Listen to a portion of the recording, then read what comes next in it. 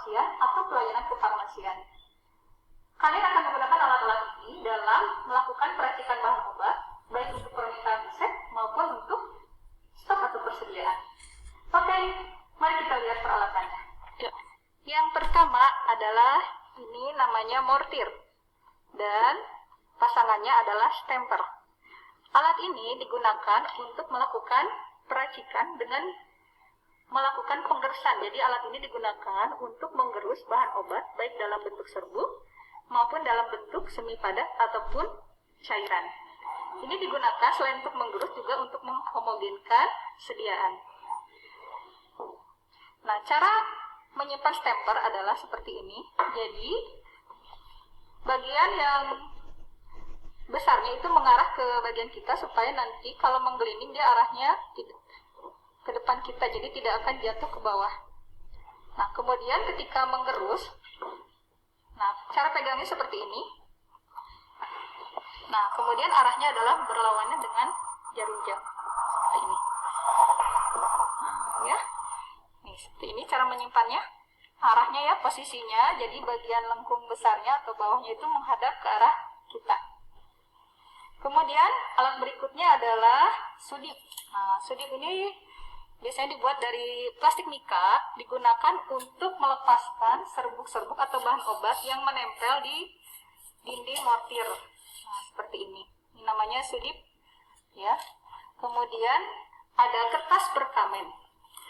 Nah, kertas perkamen ini nanti digunakan bisa untuk menimbang bahan obat atau digunakan untuk membungkus sediaan yang berupa serbuk. Seperti ini ya. Oke. Alat berikutnya adalah ada kaca arloji.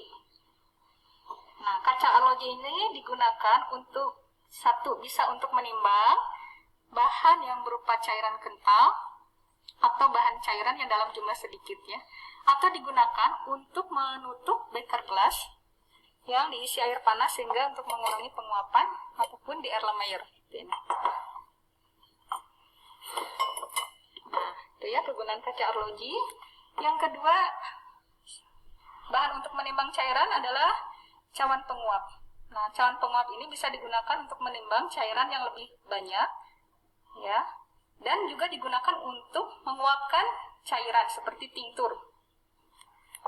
Kemudian alat berikutnya adalah ada spatula atau kita kenal dengan spatel ya. Spatel ini digunakan untuk mengambil bahan obat, misalnya pada saat menimbang. Nah, bahan obat ini akan diambil dengan bagian lengkungannya ini dalam jumlah tertentu, atau yang kalau yang lebih sedikit dengan bagian yang seperti ini. Nah, ini namanya kalau di umum disebutnya spatel ya. Kemudian ada sendok tanduk dan sendok porselen yang memiliki fungsi yang sama dengan spatel untuk mengambil bahan obat. Nah, hanya untuk beberapa obat yang bereaksi dengan logam, spatel, maka bisa digunakan sendok tanduk ataupun sendok porselen, contohnya yodium ya.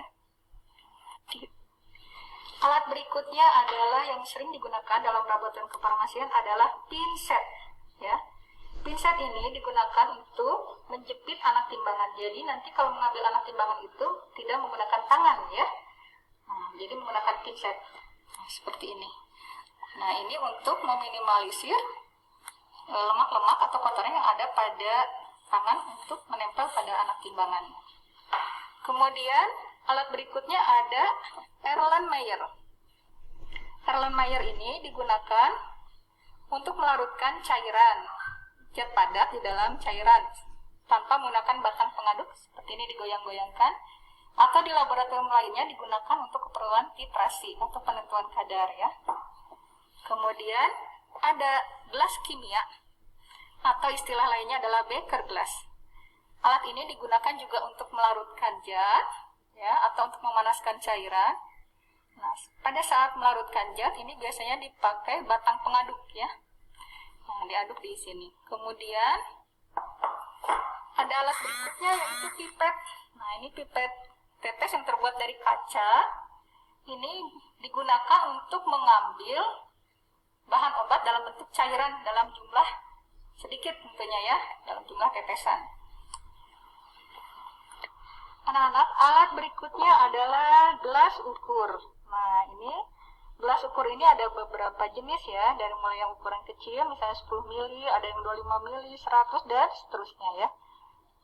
Dari namanya saja sudah gelas ukur, jadi digunakan untuk mengukur bahan obat dalam bentuk cairan ya, atau mengukur aqueous. Nah, di sini, nah ini ada alat ukurnya ya.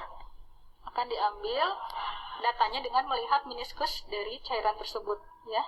Nah, ketika mengukur juga mata kita yang menyesuaikan dengan alat ini, jadi bukan alatnya yang diangkat ya, seperti ini. Ini gelas ukur untuk mengukur cairan ya, dalam jumlah yang lebih besar ya, tergantung ukuran dari gelas ukurnya.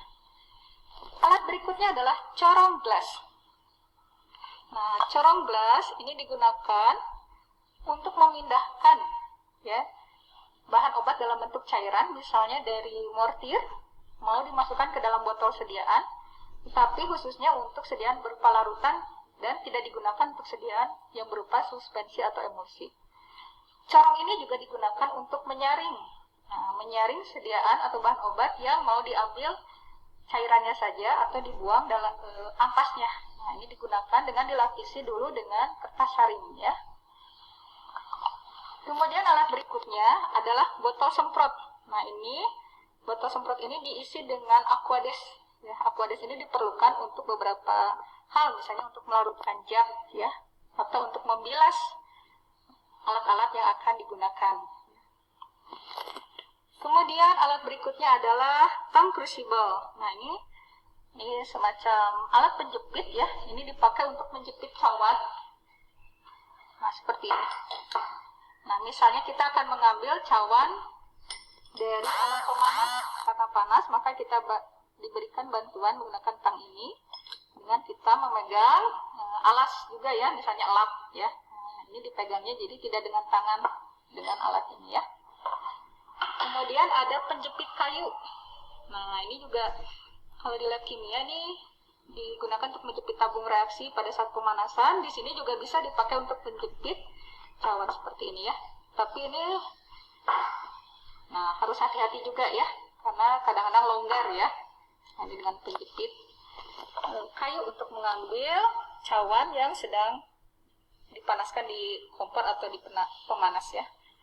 Kemudian ada alat terakhir yaitu batang pengaduk. Nah, ini batang pengaduk ini digunakan tadi untuk mengaduk zat yang akan dilarutkan di dalam gelas kimia ya.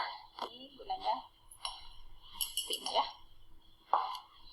Oke, demikian alat-alat yang digunakan dalam laboratorium dasar kefarmasian ataupun laboratorium farmasetika.